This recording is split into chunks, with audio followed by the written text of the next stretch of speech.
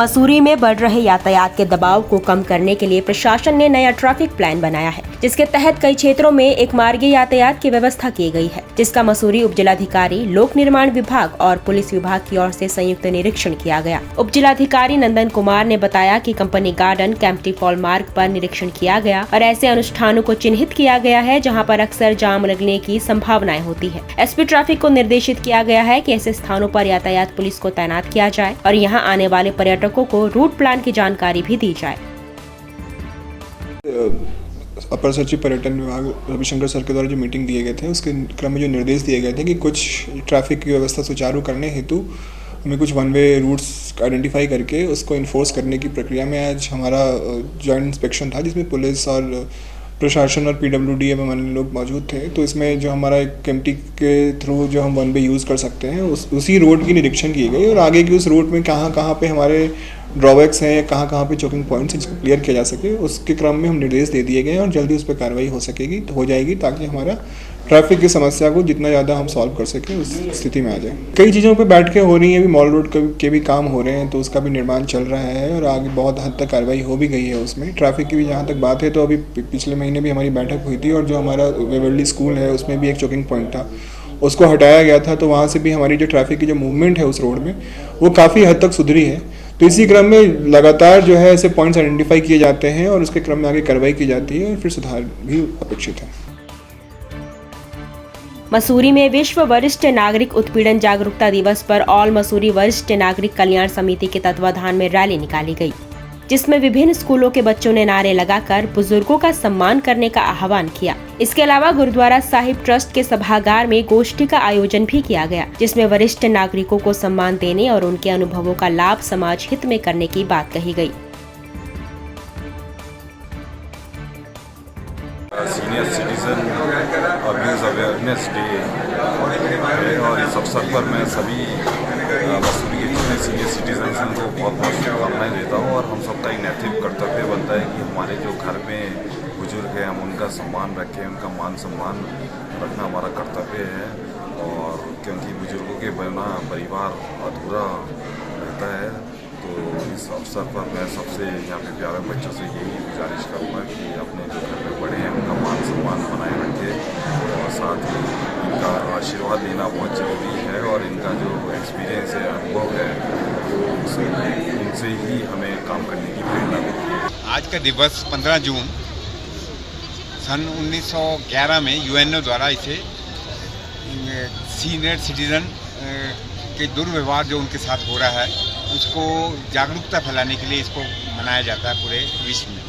और इसी संदर्भ में हम इसका उन्होंने नाम दिया है world Elder abuse awareness day. तो इस दिवस को हम मनाते हैं। इसका मुख्य उद्देश्य है कि जो युवा शक्ति है हमारे साथ, युवा जो हैं, इनको जागरूक करना कि अपने बुज़ुर्गों की, अपने जो घर में एल्डर्स हैं उनका किस तरह से मान सम्मान किया जाए और उनके जो अनुभव हैं उसका फ़ायदा उठाया जाए। मसूरी में रोटरी वोकेशनल ट्रेनिंग सेंटर में रोटरी सिंगर सिलाई केंद्र का लोकार्पण किया गया। इस मौके पर बतौर मुख्य अतिथि पहुंची समाज सेविका और लेखिका निधि बहुगुणा ने कहा कि वर्तमान समय में सिलाई की महत्वता बढ़ी है। मसूरी में स्टिचिंग क्लासेस की डिमांड भी बढ़ी है। इसमें रोटरी क्लब का सहयोग रहा है, जो आज स्टिचिंग क्लासेस नेशनल लेवल तक पहुँच गयी है। साथ ही रोटरी क्लब महिलाओं को अपने सपनों की उड़ान भरने में भी मदद कर रहा है। इस मौके पर कार्यक्रम के संयोजक रजत अग्रवाल ने बताया कि रोटरी वोकेशनल सेंटर में रोटरी सिंगर सिलाई केंद्र की शुरुआत की गई है, जिसमें 2 तरह के कोर्सेज शुरू किए गए हैं। एक प्रमाण पत्र जो 3 महीने का होगा और एक डिप्लोमा कोर्स है जो 6 महीने तक पूरा किया जाएगा। में एक नए तरह का युग आ गया है क्योंकि यहाँ पे बहुत डिमांड है स्टिचिंग क्लासेस की, और ये तो उन्होंने जो किया है रोटरी वालों ने कि इसको नॉर्मल लेवल से लाके एक नेशनल लेवल पे पहुँचा दिया है, क्योंकि बच्चों को इतनी बढ़िया क्वालिटी ऑफ मशीन्स मिलेंगी, उनका पूरा एक कोर्स बनेगा। उसके बाद वो फैशन डिज़ाइनिंग करेंगे बच्चे, उन्हें जो सर्टिफिकेट मिलेगा वो स्किल इंडिया से ही एफिलिएटेड होगा, और उसके बाद जब 6 महीने का डिप्लोमा मिलेगा उसके बाद वो स्किल इंडिया के साथ मिलके आगे अपनी बिजनेस खोल सकती हैं अपना फैशन डिजाइनिंग कर सकती है। तो मसूरी की जो लड़कियां हैं उनके लिए एक तरह से उड़ान भरने का जो है रोटरी क्लब ने एक साधन दिया है। रोटरी वोकेशनल ट्रेनिंग सेंटर में रोटरी सिंगर की स्टिचिंग कोर्स की शुरुआत करी गई है। ये 2 तरह के कोर्स होंगे, सर्टिफिकेट और डिप्लोमा, 3 महीने का और 6 महीने का। और अगर बच्चे इन दोनों कोर्सेज करने के बाद अगर एग्जाम में अपना प्रयास करते हैं, एग्जाम को पास करते हैं, इन्हें स्किल इंडिया और NHBC द्वारा भी प्रमाण पत्र दिए जाएंगे। वो एक अगली स्टेज पे होगा। इसके साथ साथ रोटरी द्वारा जिस प्रकार से समाज के हर वर्ग को हर रूप से सहायता दी जाती है, हर वर्ग के लिए, हर समाज के हर का कार्य किया जाता है, उसी रूप में आज रोटरी द्वारा रोटरी वोकेशनल ट्रेनिंग सेंटर खोला गया, जिसमें स्टिचिंग का कोर्स और साथ साथ ब्यूटिशियन का कोर्स स्टार्ट हुआ। एक लड़कियां जो हमारी मसूरी की युवतियां हैं वो ब्यूटिशियन का कोर्स सीख सकती हैं, 3 महीने का, 6 महीने का, और अपना रोजगार शुरू कर सकती हैं। ऐसी ट्रेनिंग का कोर्स शुरू करके अपना रोजगार शुरू कर सकती हैं। पिथौरागढ़ जिला बाल संरक्षण समिति की त्रैमासिक बैठक जिलाधिकारी रीना जोशी की अध्यक्षता में कलेक्ट्रेट स्थित VC कक्ष में संपन्न हुई। बैठक में बाल हित से संबंधित विभिन्न विषयों और मुद्दों पर चर्चा हुई। बैठक में अध्यक्ष CWC लक्ष्मी भट्ट ने बताया कि अनुसूचित जाति और जनजाति के लिए बलुआकोट स्थित आश्रम पद्धति विद्यालय में सुविधाओं का अभाव है। विद्यालय में पेयजल की भी समस्या है और स्कूल में फर्नीचर भी टूटा फूटा हुआ है, जिस पर जिलाधिकारी ने उप जिलाधिकारी धारचूला को बलुआकोट स्थित आश्रम पद्धति विद्यालय का स्थलीय निरीक्षण कर व्यवस्थाओं को दुरुस्त करने के निर्देश दिए हैं। द्वाराहाट से 25 किलोमीटर की दूरी पर नायल रतखाल गांव के बीच में अल्मोड़ा का लगभग 70 मीटर ऊंचा लेंड्री जलप्रपात स्थित है।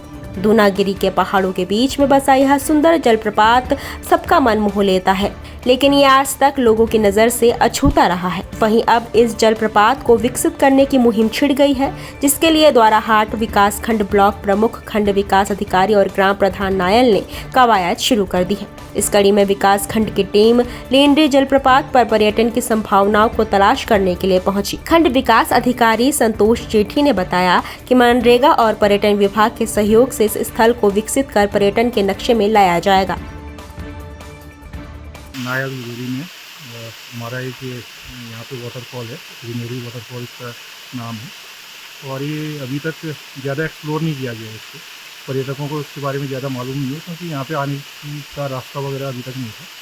तो यहाँ पर पर्यटन विभाग की ओर से और मनरेगा की ओर से यहाँ पे एक तो यहाँ पे आने के लिए रास्ते का विकास किया गया, और आगे हमारा प्लान है कि ये जो पूरा एरिया है इसमें यहाँ पे इस एरिया को डेवलप करेंगे, ताकि एक पर्यटकों के लिए वैसे ही हमारा पर्यटक काफ़ी क्षेत्र में, दूनागिरी क्षेत्र में आता है, तो उनके लिए एक और ऑप्शन यहाँ पे मिलेगा और ज़्यादा से ज़्यादा पर्यटकों को हम यहाँ पर खींच सकेंगे, और इससे हमारा जो लोकल इकॉनमी है वो भी डेवलप होगी। तो उसी क्षेत्र में और यहाँ पे क्या कर सकते हैं हम मनरेगा से, आज इसी के लिए हम लोग यहाँ पे आए हैं।